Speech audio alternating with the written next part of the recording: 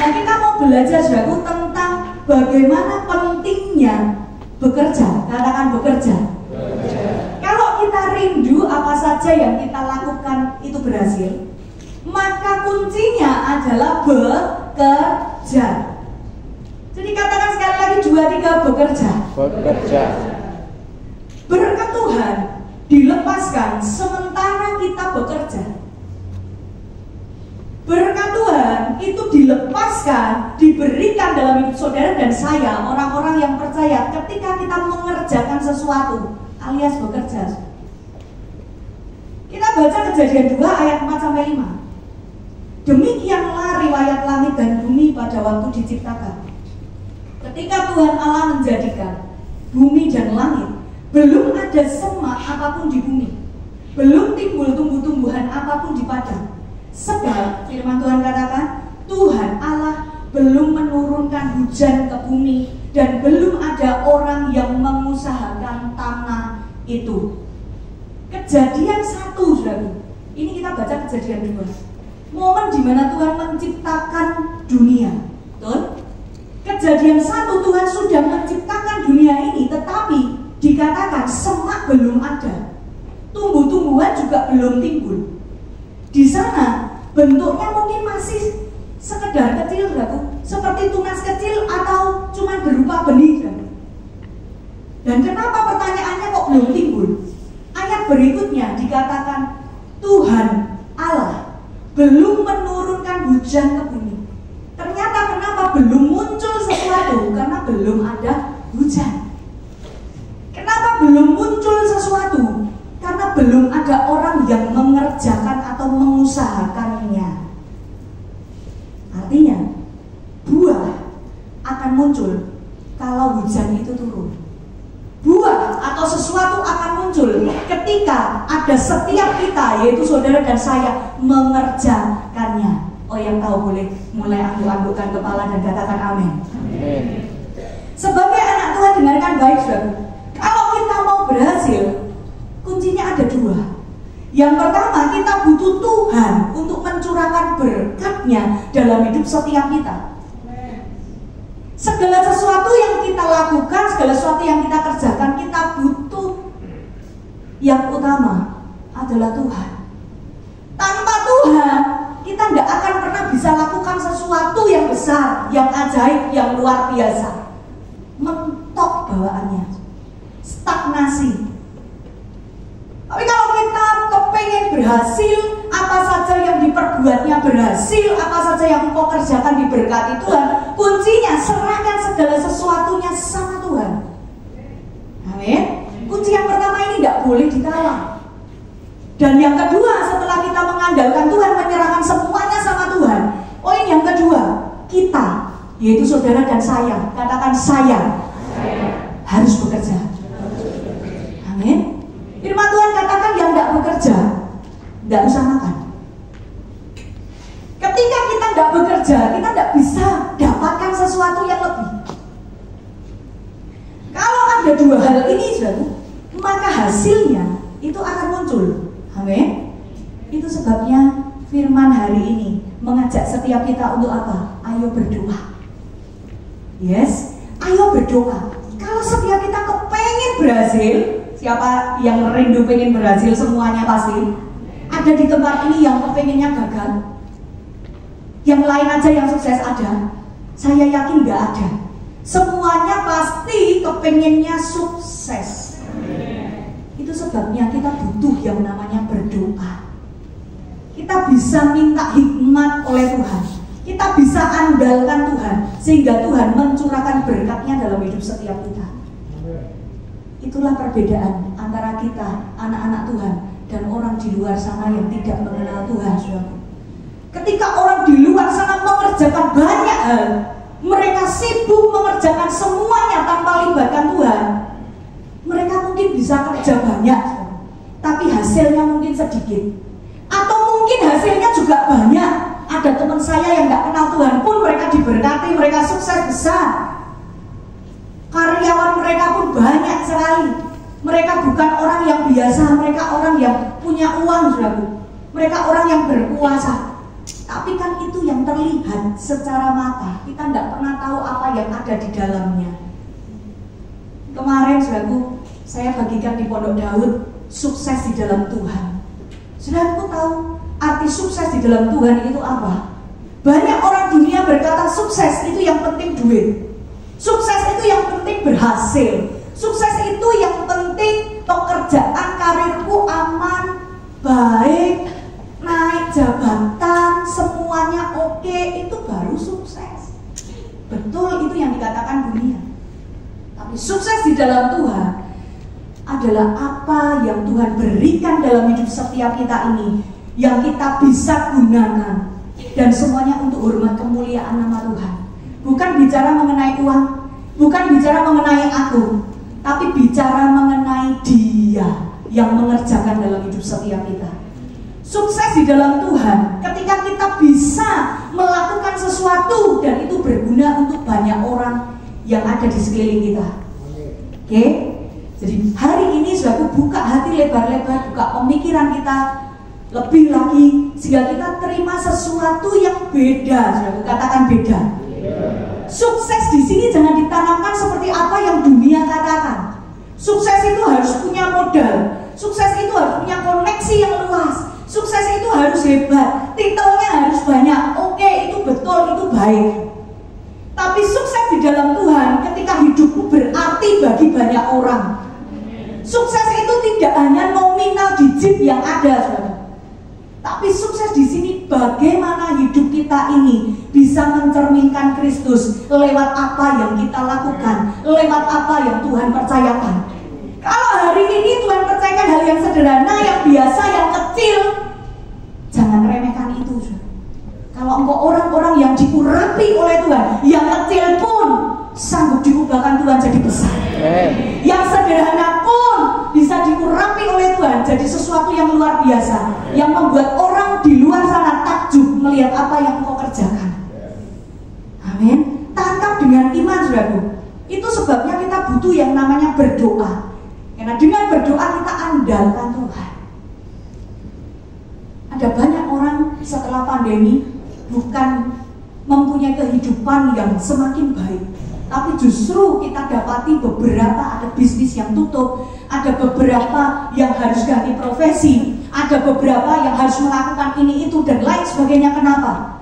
Ada banyak yang tidak pasti di dunia ini. Itu sebabnya kita butuh Tuhan, kita butuh andalkan Tuhan. Karena hanya Dialah yang bisa memberikan berkat dari segala penjuru mata angin diberikan dalam hidupmu. Kalau kau berkata, Tuhan, hanya dengan orang ini aku bisa kerjasama, hanya dengan orang ini aku bisa mengalami kesuksesan. Hari ini ganti pemikiranmu, saudaraku. Jangan batasi kuasa Tuhan dalam hidupmu. Tuhan sanggup mengerjakan dengan orang itu, bahkan tidak dengan orang itu. Tuhan sanggup mengerjakan berkat yang luar biasa dalam hidupmu. Jadi hari ini ayo bangkit, ayo senggol kanan kirinya dan katakan bangkit. Bangkit untuk apa, saudara? Bangkit untuk bekerja. Amin. Bangkit untuk mengerjakan sesuatu. Dan jadilah orang Kristen yang bekerja. Pekerjanya bukan pekerja yang biasa, tapi bekerjanya bekerja yang keras. Anak-anak Tuhan, orang-orang Kristen harus jadi pekerja keras. Oh, katakan amin. Ketika kita ditemukan orang-orang Kristen yang militan di dalam bekerja, maka tidak bisa tidak, Tuhan akan memberkati setiap kita. Great multiplication itu sungguh-sungguh Tuhan akan kerjakan dalam hidup setiap kita. Amin. Nah, sekarang pertanyaannya, kalau kita butuh bekerja, bekerja yang seperti apa? Bekerja yang hanya sekedar asal-asalan bekerja, atau bekerja yang dipenuhi dengan hikmat? Katakan hikmat. Kalau bekerja asal-asal bekerja, ya sudah, 8 jam bekerja kita akan lalui begitu saja tanpa ada sesuatu yang berarti, bermakna di dalamnya. Tapi ayo saya ajak untuk kita mulai pulang dari tempat ini, atau mungkin besok Senin start kita mulai bekerja. Kita bekerja dengan hikmat. Amin. Ada dua gaya orang bekerja, asal kerja dan bekerja dengan hikmat. Sama-sama bekerja tapi hasilnya beda. Katakan beda. Yang bekerja asal-asalan, asal saja dikerjakan. Merintis kelompok saya ya asal saja dirintis. Mengikuti ibadah ya asal saja ibadah. Mengelola segala sesuatu yang Tuhan percayakan asal saja dikembangkan, maka hasilnya juga tidak maksimal. Tapi kalau kita bekerja dengan hikmat, Pengkhotbah 10 ayat 10 berkata, jika besi menjadi tumpul dan tidak diasah, maka orang harus memperbesar tenaga. Tetapi yang terpenting untuk berhasil adalah hikmat. Saya bahas ayat ini dulu, saudaraku. Dikatakan jika besi menjadi tumpul dan tidak diasah, artinya di sini maka orang harus memperbesar tenaga. Butuh yang namanya kerja keras. Kerjanya harus super besar untuk dapatkan sesuatu. Padahal segala sesuatu yang dicari sifatnya tidak pasti. Kadang bisa dapat banyak, kadang bisa dapat sedikit. Butuh kerja keras, tenaga besar. Tapi yang terjadi kapaknya tumpul. Kapaknya nggak diasah. Kapak ini bicara mengenai apa? Hikmat. Ketika kita bekerja, kita tidak pakai hikmat yang dari Tuhan, kapaknya tumpul. Mau bekerja sehebat apapun, mau bekerja dengan modal sebesar apapun, dengan tim yang hebat sebesar apapun, yang mau bisa lakukan tanpa hikmat, kita tetap bekerja, hasilnya terbatas. Tapi kalau kita bekerja dengan hikmat, maka segala sesuatu yang terjadi berbeda. Katakan berbeda. Kalau kita asah kapak kita dengan tajam, mungkin kita bekerjanya hanya menggunakan tenaga yang kecil, yang sederhana, yang biasa, yang bisa kita kerjakan, yang bisa kita mampu lakukan. Tapi kalau kita disertai dengan hikmat yang dari Tuhan, pekerjaan kita bukan pekerjaan biasa, karena pekerjaanmu diurapi oleh Tuhan. Banyak orang akan dibuat takjub oleh segala sesuatu yang kau lakukan, saudaraku. Oleh karena itu hari ini ayo, katakan ayo, bekerja dengan hikmat. Amin. Amin. Siapa yang rindu tidak hanya terima penambahan, siapa yang rindu tidak hanya menerima yang namanya pertumbuhan, tapi terima yang namanya great multiplication. Amin. Tidak hanya ditambahkan, berkat itu tidak hanya ditambahkan 1 tambah 1 2. Tidak hanya mengalami pertumbuhan dari 1 jadi 10. Tapi great multiplication itu bicara mengenai multiplikasi yang besar, yang dahsyat, yang tidak pernah ada dalam benak dan pikiran kita. Itu yang Tuhan akan kerjakan. Kalau itu jadi kerinduanmu, tangkap itu dengan iman dan katakan, aku percaya Tuhan. Amin. Dijadikan di dalam nama Yesus. Sebagai KKS, ayo kerjakan setiap jiwa-jiwa yang Tuhan percayakan. Kerjakan semaksimal mungkin. Minta hikmat untuk bisa mengayomi mereka. Minta hikmat untuk bisa apa? Mengatur jadwalmu supaya bisa mengayomi mereka. Itu butuh hikmat. Sebagai seorang profesional muda, sebagai seorang karyawan atau bos di tempat ini, ayo kelola setiap hal yang Tuhan percayakan dengan baik, dengan hikmat yang dari Tuhan. Dan khususnya dalam hal keuangan, saudaraku, setiap kita, katakan setiap kita, perlu yang namanya mengelola keuangan dengan hikmat. Amin. Wise management. Dengan hikmat. Pengaturan biasa dengan pengaturan dengan hikmat itu berbeda. Pengaturan biasa ya sekedar jalan, ya sekedar ada transaksi jual beli, saudaraku. Tapi ketika ada hikmat, kita akan ditambahkan segala sesuatu yang tidak kita pikirkan. Kepandaian, pengetahuan, hikmat itu melebihi apapun. Orang bisa dapatkan dunia tanpa hikmat, ya, tanpa hikmat. Dunia yang ada di dalamnya, yang mereka dapatkan bisa habis, bisa hilang, bisa rusak. Tapi kalau kita punya hikmat, kita belum punya yang dunia berikan. Kita belum bisa ambil semuanya. Karena mungkin kemampuan kita terbatas, mungkin koneksi kita terbatas, mungkin modal juga terbatas, mungkin apapun yang kita lakukan ya bisanya baru gini.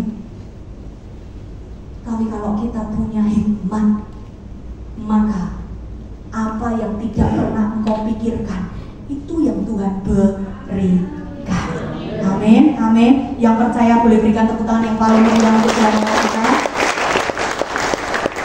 Kejadian 1 ayat 28, Allah memberkati mereka, lalu Allah berfirman kepada mereka, beranak cuculah dan bertambah banyak, penuhilah bumi dan taklukkanlah itu.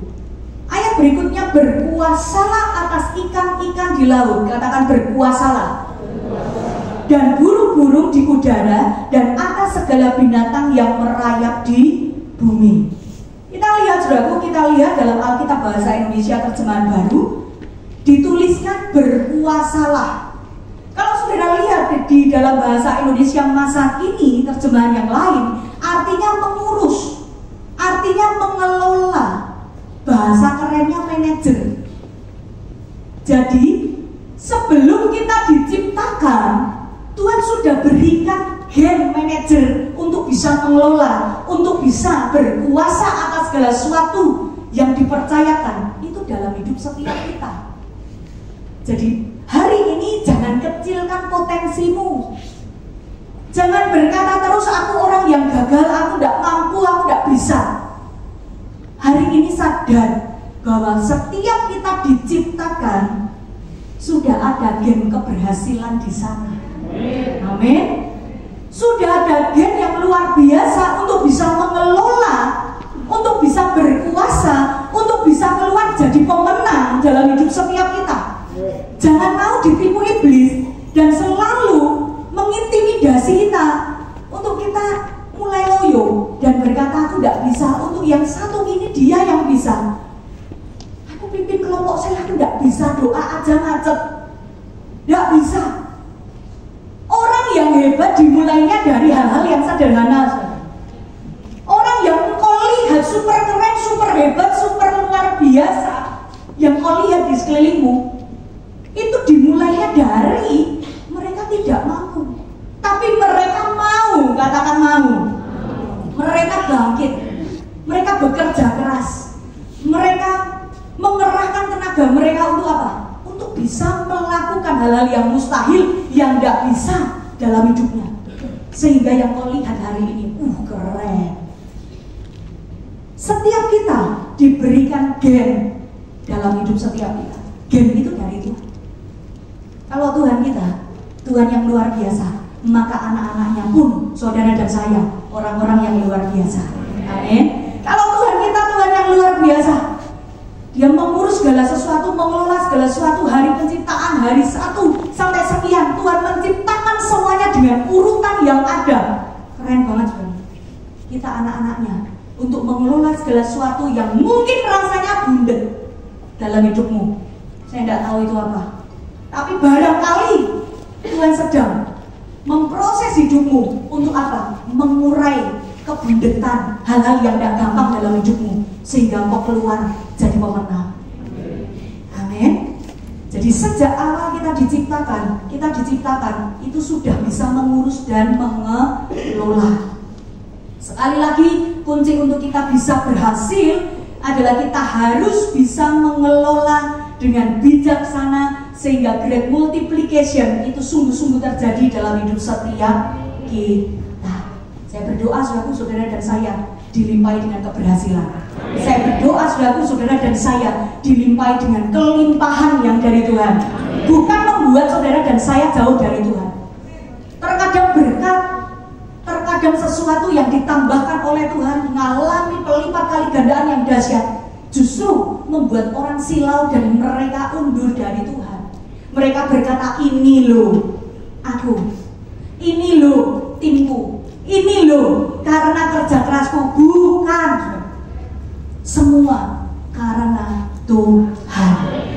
Kalau di tempat ini saya melihat jemaat-jemaat semakin ditambahkan, Kalau di tempat ini di GKA Kalasan ada pelayan-pelayan Tuhan yang solid, ada pelayan-pelayan Tuhan yang semangat, ada leader yang luar biasa, ada para tim yang bekerja dengan baik, melayani dengan excited, dengan yang luar biasa yang terbaik. Saya percaya saudaraku, sesuatu Tuhan akan kerjakan.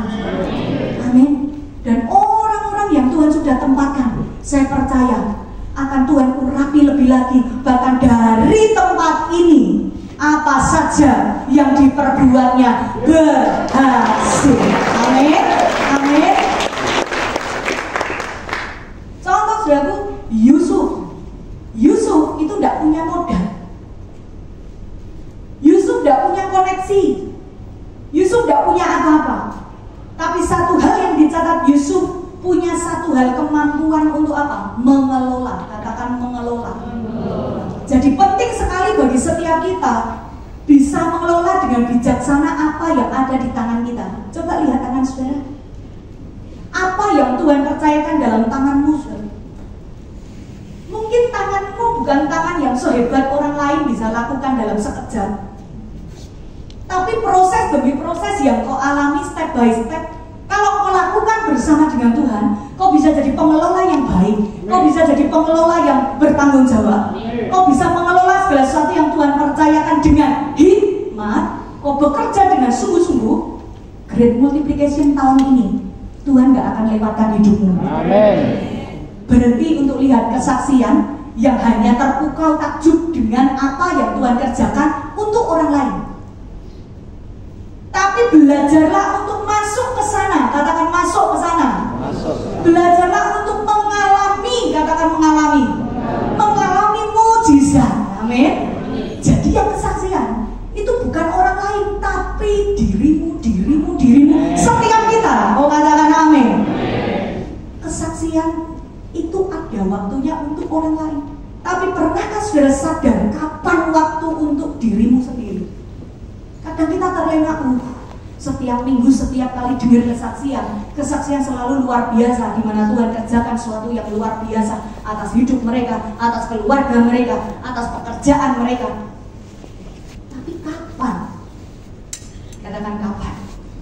Kapan itu terjadi dalam hidupmu, Tuhan? Kalau itu kerinduanmu, dengarkan baik. Hari ini tangkap rema firman Tuhan. Apa saja yang diperbuat setiap kita, Tuhan buat berhasil. Amin. Amin. Jadi ayo belajar untuk apa? Mengelola pekerjaan atau bisnis yang Tuhan percayakan dengan baik. Terkadang, saudaraku, bisa jadi yang bermasalah bukan pekerjaan atau bisnismu, tapi yang bermasalah adalah cara mengelolanya. Sehingga bisnis itu, pekerjaan itu, pelayanan itu, apa yang Tuhan percayakan tidak berjalan dengan baik. Dan pada akhirnya bye-bye. Bukan karena pekerjaan atau bisnisnya yang salah, tapi cara mengelolanya yang mungkin belum tepat. Mungkin kita selalu andalkan keinginan kita sendiri, perasaan kita, feeling kita. Wah, kalau ini aku beli ini dengan harga sekian untuk buka usaha ini, kelihatannya cuan. Padahal kita pegang kehidupan dunia yang tidak pasti. Kita beli seperangkat usaha dengan nominal yang sangat tinggi untuk buka di satu tempat. Sampai akhirnya banyak hari-hari ini yang apa? Gulung tikar. Kenapa? Modalnya sudah keluar banyak. Yang datang tidak seperti ekspektasi yang dibayangkan. Modal belum bisa kembali, masih digerus uang untuk karyawan, masih digerus untuk sewa tempat dan lain-lain, habis sudah. Butuh yang namanya hikmah, butuh yang namanya pertimbangan. Sebetulnya saya gemes, saudaraku, dengan bahan hari ini, karena ada banyak yang harus saya sisipkan. Karena kemarin saya pimpin Pondok Daud tentang sukses di dalam Tuhan, itu saya bagikan ada 7 ayat firman Tuhan yang mendukung supaya kita ini jadi orang-orang Tuhan yang melakukan apa saja berhasil. Dan keberhasilan itu bukan untuk aku tapi untuk dia. Tapi Tapi saya tidak bisa sisipkan itu banyak-banyak. Hari ini saya cuma sisipkan 2 ayat yang tepat, yang sama, yang sefrekuensi dengan apa yang dibagikan. Tapi saya berdoa, apa yang kau terima hari ini full, semua untuk Tuhan, dari Tuhan dan untuk Tuhan, semuanya untuk hormat kemuliaan Tuhan. Amin. Jadi segala sesuatu yang tidak dikelola dengan baik, maaf kata saya mau katakan, pasti hilang, pasti rusak, pasti habis. Ada seorang yang diserai usaha, katakanlah minimarket. Minimarket itu sudah berjalan, sudah ada customer, sudah ada hal-hal yang baik, tinggal nerusin aja, tinggal menjalankan aja. Tapi karena orang ini tidak tahu cara manajemen yang baik, tidak bisa mengelola apapun, tidak pernah bekerja, tidak mau cari tahu gimana caranya mengelola yang besar, perusahaan yang sudah berjalan, yang sudah sukses, yang sudah punya nama, lama-kelamaan bisa turun grafiknya dan habis, tutup bangkrut. Tapi ketika sesuatu yang mungkin sederhana, yang tidak terlihat orang, yang kau kerjakan dengan baik, dikelola dengan baik, mungkin tidak wow terlihat di luar, wah buka toko, udah. Dia hanya ibu rumah tangga di rumah, mengerjakan sesuatu dari rumah, dari yang sederhana. Tahukah saudaraku, ada banyak orang sukses justru lahirnya dari rumah. Orang yang sampai hari ini masih bisa bertahan bukan karena mereka yang punya modal banyak, modalnya terbatas. Tapi saya jumpai banyak ibu-ibu rumah tangga justru dari rumah mereka bisa mengirim makanan atau mengirim produk-produknya sampai keluar pulau, keluar kota, bahkan sampai keluar negeri. Itu yang saya lihat.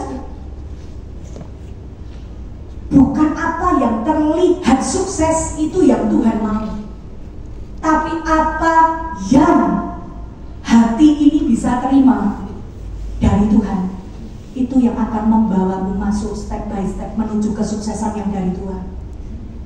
Amin. Amin. Pernikahan saudaraku dan keluarga sama. Kalau tidak dikelola dengan baik, kalau tidak di-maintenance dengan baik, kalau tidak diatur dengan baik, maka pernikahan dan keluarganya bisa kacau balau. Contoh saya sajalah. Saya dan suami, saya punya 2 anak. Anak saya yang pertama sudah mau masuk SMA, saudaraku, sekarang 3 SMP. Yang nomor 2 masih kelas 5. Awal oke, berjalan begitu saja dengan aktivitas kami masing-masing. Semakin mereka dewasa, semakin mereka besar, apalagi mereka lihat mami papinya pelayanan, kami tidak pernah dorong untuk mereka pelayanan. Biarlah nanti Tuhan yang atur semuanya, cuma hanya mengarahkan saja, keputusan ada di tangan mereka. Tapi singkat cerita, Tuhan mengerjakan sesuatu yang jauh lebih cepat dari yang kita bayangkan. Anak saya yang kecil sudah mulai pelayanan drum di Kids Impact. Anak saya yang besar kepengen main alat musik, saudaraku, karena dia diberikan gift sama Tuhan untuk mendengar sesuatu. Dan ketika dia dengar sesuatu, dia tidak paham lagunya apa, ini dia bisa main itu. Tapi untuk melayani di keluarga Allah itu luar biasa. Butuh yang namanya step by step, tidak bisa langsung. Anak saya masuk jadi asal greeter selama 6 bulan, saudaraku. Itu di youth, saudaraku, di Youth Impact. Nah, kalau kami sebagai orang tua tidak bisa atur waktu, kacau. Contoh hari ini, anak saya tidak ikut. Kenapa? Karena anak saya harus mempersiapkan nanti dia melayani di Impact sore, di Kids. Jadi mau tidak mau, kita sudah selesaikan semuanya tadi pagi. Kami berangkat melayani di tempat ini. Nanti pulang dari Kalasan, saya harus pulang jemput anak-anak. Untuk apa? Ajak ibadah. Karena kami dipercaya untuk pegang ibadah di Impact di jam 12. Setelah itu antar anak saya yang kecil itu apa? Melayani. Pulang nanti masih sore. Setelah sore, kalau kita hanya cuma capek melayani pulang, tuh yang mereka lihat, oh mama papaku sibuk pelayanan saja tanpa ada waktu untuk aku. Ya mereka hanya dapat spiritnya itu. Tapi kami selalu punya spelling waktu yang mungkin cuma sebentar, makan barenglah sebentar, ngobrol barenglah. Setelah semua pelayanan selesai, saudaraku, kami makan bareng, kami ngobrol di mobil. Setelah itu kami pulang happy. malam kita saat teduh bareng, misbah doa, sudah kita tidur di kamar masing-masing. Gitu saudara. Jadi ada hal-hal yang perlu kita kelola dengan baik. Pernikahan dan keluarga kalau tidak dikelola dengan baik akan hancur. Akan hancur, akan habis. Karir yang tidak dikelola dengan baik juga akan habis. Saya berdoa hari ini biarlah setiap kita dilimpahi dengan hikmat, sehingga sungguh setiap kita bisa mengelola hal yang Tuhan percayakan dengan penuh tanggung jawab, dengan hati yang dengan motivasi baik, sehingga great multiplication itu sungguh-sungguh terjadi dalam hidup setiap kita. Amin. Nah sekarang saudaraku, pertanyaannya, apa yang harus kita kelola supaya ada multiplikasi dahsyat? Apa yang harus kita kelola saudaraku? Kalau tadi berkat Tuhan itu dilepaskan ketika kita bekerja tidak boleh asal-asalan, bekerja harus dengan hikmat. Nah sekarang apa yang perlu dikelola? Pekerjaan seperti apa? Kelola yang bagaimana? Yang kita bisa lakukan supaya setiap kita bisa mengalami yang namanya multiplikasi dahsyat. Ada 3 poin. Yang pertama, kelola dirimu atau manage yourself. Ketika kita nggak bisa kelola diri kita sendiri di dalam spirit, kita nggak akan pernah bisa kelola yang lain. Karena ini seperti rantai yang jadi satu kesatuan. Bagaimana cara kita bisa mengelola diri kita sendiri, mengelola hal-hal yang lain yang Tuhan percayakan? Kalau tidak duduk diam, minta hikmat Tuhan, tidak bisa. Jadi kayak seperti rantai yang jadi satu kesatuan. Kita harus ambil satu paket ini supaya kita bisa berhasil. Kelola dirimu atau manage yourself. Kelola dirimu sendiri terlebih dahulu. Gimana caranya kita bisa mengelola yang lain kalau sekali lagi kita mengelola diri kita sendiri aja masih belum bisa? Gimana cara Tuhan untuk mempercayakan hal yang lain? Bagaimana hal yang lain bisa berhasil ketika dirimu sendiri masih belum beres? Belajar, saudaraku. Amin. Katakan belajar. Belajar untuk apa? Kelola dirimu sendiri. Saya bagi kelola dirimu ini menjadi 2 tahap, secara spirit dan secara jiwa. Di dalam spirit kita harus mengelola diri kita sendiri. Kelola hubungan pribadi kita dengan Tuhan. Kelola hubungan kita ini intens sama Roh Kudus. Kelola segala sesuatu dengan baik. Pastikan kehidupan rohanimu bertumbuh, maju, bahkan berbuah lebat untuk Tuhan. Pastikan saudara ada di jalur yang Tuhan berikan. Amin. Di gereja kita ada yang namanya SPR atau skema perjalanan rohani. Dan dari situ kita bisa membawa kehidupan kerohanian kita step by step. Orang kalau belum mengalami step by step, tiba-tiba dipercaya melayani yang besar, tiba-tiba nanti di sana dia kecewa terus dia mundur dari Tuhan. Gampang sekali goyah. Kenapa? Dasarnya tidak kuat. Makanya banyak sekali step by step di gereja kita melalui SPR. Kita terima Yesus sebagai Tuhan dan Juru Selamat, kita dibaptis dulu. Bagaimana baptis itu? Apakah harus selam atau bagaimana? Kita dibekali oleh hal-hal yang dasar di dalam kekristenan. Setelah itu kita ikut encounter, retreat encounter, mengalami perjumpaan dengan Yesus secara pribadi, dituntun, didoakan. Melalui retreat ini banyak orang yang dipulihkan. Kemudian apa? Lewat lagi ISBC, dilatih jadi pemimpin tentara Allah yang tidak gampang menyerah. Setelah itu mulai belajar dasar-dasar kekristenan. Kepengen melayani, yuk benerin dulu hatimu. Apakah sungguh-sungguh rindu melayani atau cuma kepengen tampil di depan dilihat orang? Saya dan suami memastikan anak-anak saya untuk mereka tidak hanya bisa tampil di depan, tapi hati mereka kepengen menyenangkan hati Tuhan lewat talenta yang mereka berikan. Dan saudara tahu, ketika ada motivasi seperti anak-anak yang sederhana saja, justru itu yang nandes di hatinya Tuhan. Jadi hari ini ayo belajar untuk apa? Kelola dirimu sendiri. Di dalam spirit step by step, disiplin di dalam ibadah, disiplin di dalam kelompok sel, punya keluarga rohani. Pulang dari tempat ini yang belum komsel, ayo daftar komsel. Komselnya seru sekali. Pondok Daud membawa apa? Membawa hidup kita itu semakin dekat sama Tuhan. Ngerti, oh caranya mbak Tuhan kayak gini.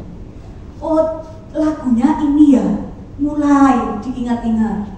Ketika di rumah sendirian, mulai nyanyikan itu dari hati. Dan sungguh-sungguh Tuhan lawat kehidupanmu, sesuatu terjadi. Tempat atau gereja atau komsel atau ibadah itu cuma sarana, saudaraku, bukan Tuhan. Ada banyak orang Kristen yang salah menganggap tempat ibadah, KKS, pemimpin rohani atau apapun yang dipercayakan Tuhan bagi mereka. Tempat ibadah, kelompok sel, pondok Daud, apapun yang Tuhan percayakan itu wadah. Wadah untuk apa? Membuat kita bertumbuh.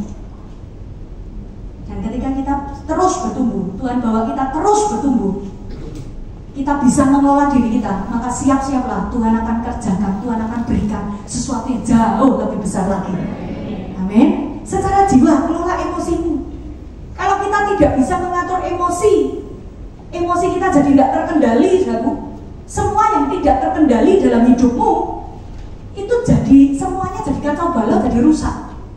Awalnya hubungan baik, tapi karena emosi yang tidak tertahankan, jadi parah semua, jadi hubungan tidak baik. Sehingga apa? Sehingga kita kalau mau ketemu orang, aduh ketemu itu lagi, jadi tidak mau. Terus jadi kayak takut, terus tertekan. Ada banyak orang stres, kenapa? Stres bukan karena keadaan yang membuat dia stres, tapi stresnya dibuat sendiri. Yuk, kenali dirimu sendiri, kelola itu dengan baik. Secara spirit, hubunganmu dengan Tuhan. Di dalam ilmu counseling, saudaraku, ketika kita itu bisa apa ya, saudaraku? Ketika kita itu bisa hubungan kita dengan Tuhan itu baik, maka hubungan kita dengan yang lainnya pun akan mengikuti baik. Kalau hubungan kita dengan Tuhan baik, maka pastilah hubungan dengan yang lain itu pasti harmonis. Tapi kalau hubungan dengan yang lain itu bermasalah terus, melayani di satu departemen, masalah keluar, ganti lagi, melayani lagi keluar, komsel satu keluar, ganti komsel yang lain, ada loh. Saya sampai heran, sampai hari ini sudah berapa komsel yang dia ikuti, itu kalau ada pemilihan award mungkin menang. Berarti kalau gonta ganti, berarti tanda-tanya hubungannya dengan Tuhan itu sungguh-sungguh baik apa enggak? Anak muda di tempat ini yang gampang jatuh cinta. Sekarang sama si A, besok sebentar sama si B, besok sama si C, 2 bulan lagi ganti lagi. Sampai teman-teman sepelayanan, disorai sudah ganti lagi. Kenapa? Jangan-jangan ada hubungan yang tidak baik antara engkau dengan Tuhan. Jangan-jangan ada figur keluarga yang belum penuh dalam hidupmu. Haleluya. Hari ini cek and recheck ya, saudaraku. Jangan tegang semua. Saya rasakan ini jam saya semakin berjalan tapi kok tegang semua ya. Dibuat santai aja, saudaraku. Tapi tangkap banyak, mengerjakan banyak. Amin. Kelola waktu juga termasuk secara jiwa. Mengelola kesehatanmu juga. Dan yang terpenting kelola passion. Nah ini saya yang bicara sebagian lumayan banyak. Kelola passion saudara sehingga kita bisa berhasil. Media boleh tampilkan ada prinsip dan pola pikir yang dimiliki oleh orang Jepang, saudaraku, yaitu ikigai. Saudara pernah dengar ikigai? Ada sebagian yang mungkin tahu, ada sebagian yang itu apa? Ikigai itu artinya purpose of life atau tujuan hidup. Orang Jepang tuh keren sekali. Kalau bekerja tidak hanya cari duit dapat keuntungan, tapi orang Jepang itu tidak hanya dia bekerja cari duit, tapi dia bekerja karena itu passionnya. Dia bekerja karena dia mencintai pekerjaannya, bahkan dia terus karena mencintai, dia menguasai pekerjaannya, dia ahli di bidangnya, dia bisa melihat pasar apa yang dunia butuhkan dan dia dapat keuntungan dari sana. Ini luar biasa, saudara. Namanya ikigai, saudara. Ternyata ada bukunya. Ada 2 buku tentang ikigai. Nanti kalau Bapak Ibu yang senang baca, tapi sekarang media pun juga bisa, itu kita bisa baca di sana. Ada bab-bab banyak sekali di bukunya, dan kita bisa belajar banyak sekali tentang yang namanya ikigai ini. Nah, itu sebabnya orang Jepang tidak hanya memikirkan cari duit saja, tidak hanya memikirkan passionnya saja, tidak hanya memikirkan apa yang dia bisa kuasai, tidak hanya memikirkan apa yang dunia butuhkan, tidak hanya memikirkan aku harus dapat cuan dari mana ya, dan cuma itu, tapi satu paket jadi 4 tahap ikigai. Apa yang kamu cintai, apa yang kamu kuasai, apa yang dunia butuhkan, apa yang membuatmu dapat penghasilan, satu paket komplit ini ayo temukan dalam hidupmu. Yang hari ini jangan tegang-tegang sekali lagi, tapi malah justru dapat PR. Temukan ikigaimu, temukan tujuan hidupmu. Kalau di bahan ditulis kesaksian dari Pastor Jonathan, ya nanti Bapak Ibu bisa dapat bahan itu dari mana-mana ya, saudaraku. Tapi tidak afdol kalau saya tidak kesaksian, karena itu kesaksian dari Pak Jonathan. Hari ini saya mau bawakan kesaksian saya sendiri. Kesaksian ikigai dalam hidup saya sebetulnya apa? Saya kan mulai berpikir, apa ya Tuhan? Apakah yang saya jalani, yang saya kerjakan sampai hari ini, saya mencintai sesuatu itu benar-benar tujuan hidup yang Tuhan berikan? Ketika saya persiapkan bahan ini, saya tanya sama Tuhan, Tuhan apa Tuhan? Apakah yang ini betul ikigai yang Tuhan mau dalam hidupku? Bagi saya secara pribadi, saudara, ikigai saya temukan di dalam melayani Tuhan. Melayani Tuhan itu identik melayani jiwa-jiwa. Saya diingatkan kembali ketika saya awal-awal saya kepengen banget belajar ilmu konseling. Kepengen banget. Aku kepengen bisa setiap kali ada orang datang mau ngobrol apapun, minimal saya jadi jembatannya Tuhan untuk membawa mereka itu datang sama Tuhan. Dan ketika mereka ngobrol sama saya kan ngobrol sama Tuhan ya, saya kayak dibukakan sesuatu yang dulu kerinduan dari awal ketika saya mau melayani itu sebetulnya bukan di atas mimbar gini. Saya tidak ada kepinginan ada di sini, saudara, dan tidak ada kepikiran, saudara. Keinginan saya melayani waktu itu cuma melayani jiwa-jiwa yang tidak terlihat, melayani di encounter, melayani mereka, doain mereka. Itu kerinduan saya. Dan saya catat di sini melayani Tuhan, terkhusus jiwa-jiwa itu yang ternyata saya cintai dan ternyata saya menikmati itu.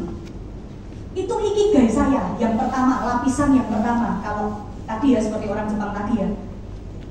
Terus dari yang saya cintai, saya melayani Tuhan, jiwa-jiwa. Itu terus apa? Saya catat di sini, saya terus belajar. Untuk apa? Mengatur segala sesuatu dengan baik yang Tuhan percayakan. Saya terus belajar setiap hari untuk mengelola waktu yang Tuhan percayakan di dalam keluarga. Saya sebagai seorang istri, saya sebagai seorang mama, saya sebagai seorang leader yang Tuhan percayakan di dalam pelayanan. Saya sebagai seorang owner di mana Tuhan percayakan saya ada di marketplace. Di dalam beberapa jenis bidang usaha yang berbeda. Itu ikigai saya. Saya mencintai pekerjaan saya melalui melayani Tuhan di setiap hari yang saya lakukan. Ibadah itu melayani tidak cuma minggu. Itulah saya. Saya mengerjakan, saya berusaha untuk bisa mengelola itu dengan baik. Walaupun sampai hari ini masih kadang terseok-seok, kadang saya diingatkan Pak Sansana, yo ini loh waktunya ini, ayo kalau me time jangan kebablasan, gitu masih. Tapi saya masih belajar dan terus belajar. Gak mudah jelas, banyak tantangan pasti, tapi itu yang saya kerjakan sehingga saya bisa menguasai dengan baik, mulai menguasai dengan baik. Dan dunia membutuhkan apa? Dunia membutuhkan apa? Ternyata dunia hari-hari ini kalau saudara cermati di marketplace, mereka membutuhkan figur, katakan figur. Figur yang tidak hanya dilihat mereka di dalam pelayanan di atas mimbar di gereja seperti ini, tapi mereka butuh figur seseorang yang ada di marketplace yang bagi mereka itu berdampak. Mungkin yang dilakukan tidak yang sampai hebat seperti apa, tapi bagi mereka yang lihat, mereka bisa terinspirasi dari apa yang saya lakukan. Itu ikigai saya. Terus saudaraku, dalam dunia membutuhkan figur yang bisa seimbang dalam area rohani dan di area marketplace. Dunia butuh solusi nggak? Butuh solusi. Saya selalu berdoa sama Tuhan, Tuhan pakai hidupku untuk saya bisa jadi jembatan untuk mereka, sehingga Tuhan percayakan ada jembatan kasih. Satu proyek di mana Tuhan percayakan itu di area pandemi. Ketika banyak orang yang menyimpan kekayaannya untuk mereka sendiri, bagaimana mereka bisa bertahan justru di tengah pandemi. Tuhan tantang saya secara pribadi untuk apa? Untuk ada jembatan kasih di sini, berbagi berkat untuk mereka yang membutuhkan. Bukan karena kita berkelimpahan kita jadi berkat, tapi justru yang biasa bisa jadi berkat. Saya tuh kemarin mau bagikan kesaksiannya Pak Jonathan, tapi tiba-tiba Tuhan ngomong, enggak, kesaksianmu sendiri. Saya mulai tanya sama Tuhan, Tuhan harus ngomong apa Tuhan ke jemaat? Kesaksian hidupmu sendiri, supaya setiap orang itu bisa melihat ternyata dalam diri kita, saudara dan saya, ada kelebihan-kelebihan yang orang lain tidak bisa lakukan, dan itu Tuhan berikan hanya untukmu, spesial dalam hidupmu. Cuman spesial, cuma untuk kamu, cuma untuk saudara. Yes. Dunia membutuhkan figur yang seimbang. Dunia butuh solusi. Ada banyak hal di keluarga, pekerjaan, pernikahan, finansial, mereka butuh konselor. Ada banyak orang yang pusing gimana cara mengelola bisnis yang baik. Padahal kalau dibilang, saudaraku, apakah bisnis kami sudah yang terbaik? Belum. Masih perlu banyak belajar. Tapi mereka merasakan, mereka melihat, dan mereka mau belajar. Apa yang mereka butuhkan, saya ngomong sama Tuhan, Tuhan aku siap, pakai aku jadi berkat untuk mereka dengan keterbatasanku, dengan apa yang aku bisa lakukan, pakai aku. Itu yang jadi kerinduan saya. Sehingga setiap pekerjaan, setiap karya yang dihasilkan itu menyenangkan hati Tuhan. Bukan karena kuat dan gagahku, tapi semua karena Tuhan. Amin. Tidak hanya jadi berkat di dalam, tapi jadi berkat keluar. Itu ikigai saya. Tidak hanya jadi berkat di dalam, tapi jadi berkat keluar.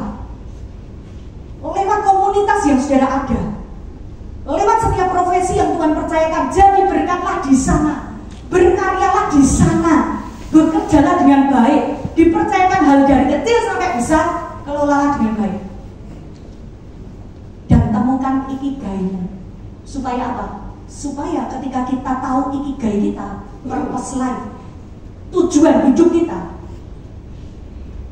maka kita akan jadi lebih bergairah. Kita akan jadi semangat. Yang lain loyo, kita semangat.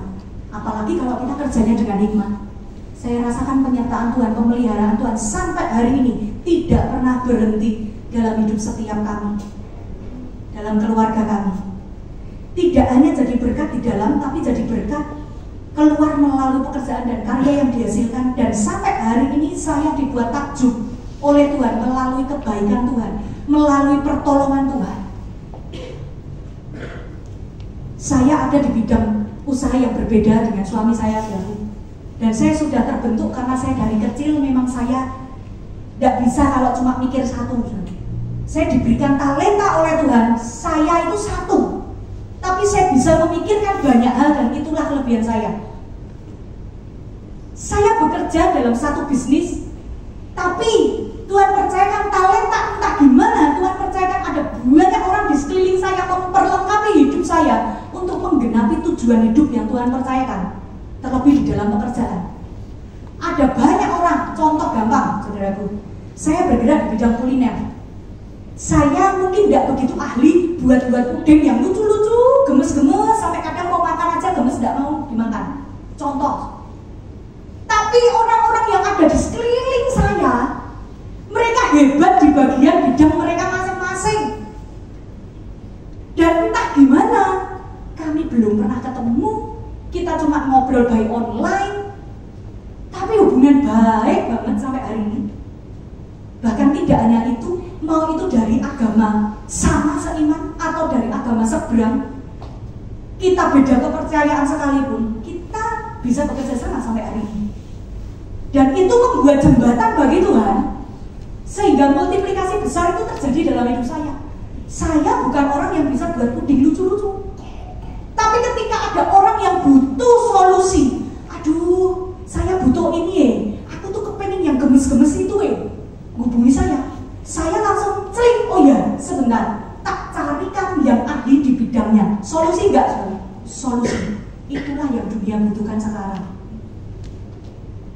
Kalau versi dunia hanya cuma ngomongin masalah cuan, saudara, duit, bisnis.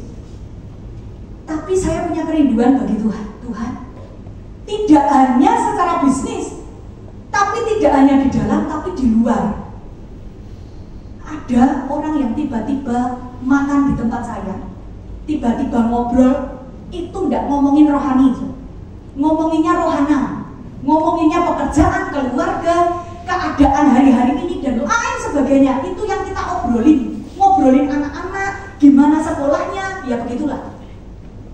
Tapi tiba-tiba Tuhan pakai obrolan itu, sharing itu, di siang itu untuk apa? Tiba-tiba dia ngomong, saya minta didoakan. Tahukah saudaraku yang minta didoakan? Justru dia itu salah satu evangelis dari agama seberang. Tahukah saudaraku, saya salah satu pembicara di keluarga Allah yang nama saya di depannya ditulis EV, evangelis. Saya ketemu banyak evangelis di luar sana dari agama seberang. Mereka tidak bisa kenal saya kalau tidak lewat marketplace, lewat pekerjaan. Karena agama kami berbeda. Saya tanya sama Tuhan, apakah ini yang harus saya bagikan? Tuhan ngomong, iya. Saya tidak tahu apa yang jadi pergumulanmu hari ini, Bapak Ibu. Saya tidak tahu apa yang jadi tantanganmu hari ini.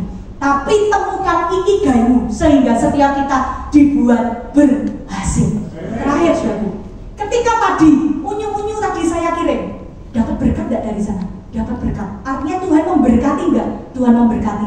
4 tahapan ikigai itu Tuhan berikan dalam hidup saya. Saya mulai menghidupinya setiap hari. Yang lain nggak ada ide, macet. Sampai ada salah satu orang yang tanya, enak ya kalau Bu Lili karena usahanya nggak franchise bisa dikotak-atik sendiri, harga semua sekarang beras apa naik ini itu. Saya mengatakan, kalau ada ikigai dalam hidupmu, kalau kau bekerja dengan hikmat, ada saja ide-ide kreativitas yang tidak pernah berhenti dalam hidupmu. Orang lain macet, orang lain tidak bisa lakukan itu, orang lain terbatas, tapi entah gimana hidupmu dan hidupku, hidup kita semua dipakai Tuhan untuk menggenapi tujuan ilahnya Tuhan dalam hidup setiap kita. Oh, yang percaya, yang semangat, boleh berikan tepuk tangan yang paling meriah untuk Tuhan.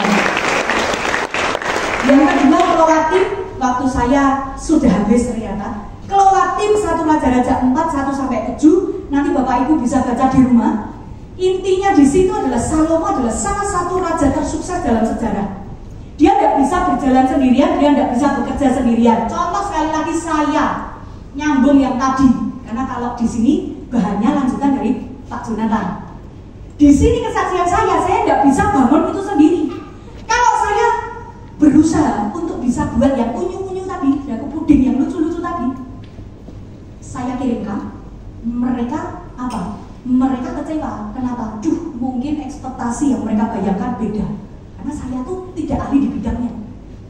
Tapi saya belajar punya tim yang baik, yang tidak terlihat. Untuk apa? Untuk berkat Tuhan itu dikirimkan dalam hidup. Tim itu penting. Di tempat ini bisa berjalan dengan baik, lancar, semuanya sukacita karena ada tim yang solid. Ada Pak Musa, ada Bu Ineke sebagai leader di tempat ini. Karena ada tim yang hebat, tim yang solid. Salomo sukses karena Tuhan. Salomo sukses karena punya hikmat. Tanpa tim kita tidak bisa lakukan apapun. Kita bisa lakukan aja terbatas. Saya tidak bisa dapat keuntungan dari penjualan yang unyu-unyu tadi. Tapi karena ada tim yang Tuhan berikan, ada hikmat yang Tuhan berikan, semuanya boleh berjalan dengan baik. Ikigai tergenapi, hidupmu diberkati, bahkan tidak hanya diberkati untuk hidupmu, tapi jadi berkat untuk orang yang buat unyu-unyu tadi. Jadi saluran berkat itu kayak cuman nyambung, jalan aja, muter aja. Oke? Jadi ayo belajar untuk apa? Punya tim yang hebat. Kalau sudah punya tim, yuk kelola timmu dengan semakin luar biasa. Kalau belum punya tim, ayo bangun timmu dengan baik. Amin. Terus yang terakhir, kelola keuanganmu. Saya tadi sudah sudah share banyak hal tentang keuangan. Di mana keuangan kalau secara dunia berkata ya itu semua dari aku, untuk aku, dan aku. Tapi firman Tuhan itu enggak gitu, saudara. Firman Tuhan itu satu paket komplit. Justru kita ini belajar untuk jadi bendahara yang baik.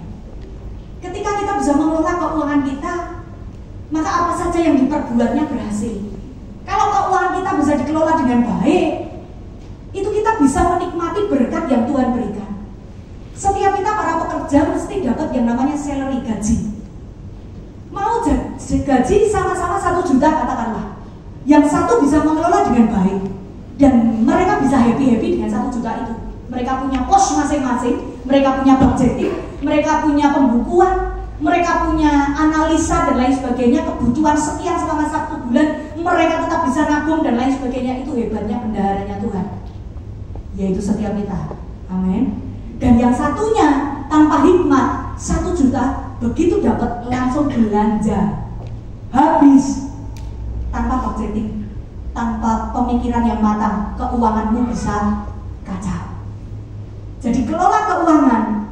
Saya mau katakan jadilah bendahara keuangannya Tuhan yang bertanggung jawab dan bisa dipercaya, setia, disiplin, bahkan jujur.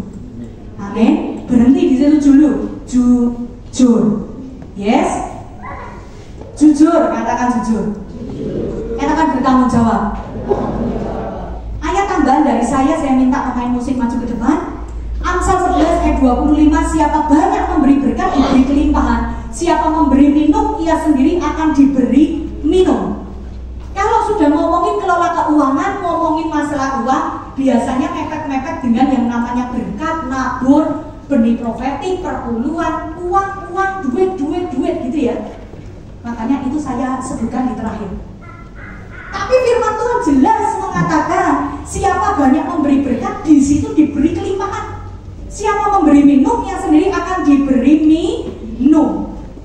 Kesuksesan di dalam Tuhan itu tidak bicara mengenai uang atau finansial kita sekali lagi.